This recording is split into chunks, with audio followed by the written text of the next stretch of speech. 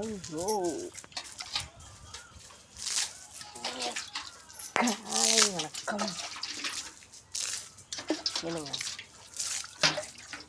எல்லாத்துக்கும்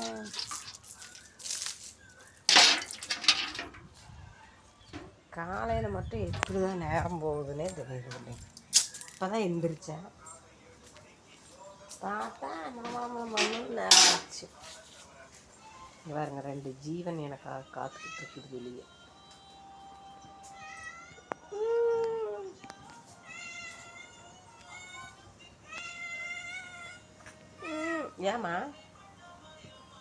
ஏமா என்னாச்சா? பசிக்குதுங்களா? அச்சு குட்டிக்கு பசிக்குதுங்களாடி? பசிக்குதுங்களா உங்களுக்கும்? பசி ஆகுதுங்களாம்மா எங்கள் மியா குட்டிக்கு? வெடி வேலைக்கு போயிட்டு வந்தியா நீங்கள்? அடுத்த ஜீவன் எங்கள் டைகர்.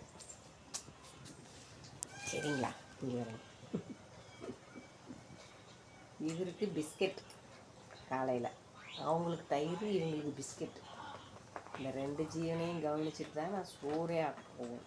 என்னங்க பார்த்துக்கோங்க எப்படி. அது தயிருக்கு வெயிட்டிங் மியான்ட்டு ஓடி டைகர் அழைச்சிக்கூடிய காலகட்டம். சரியா?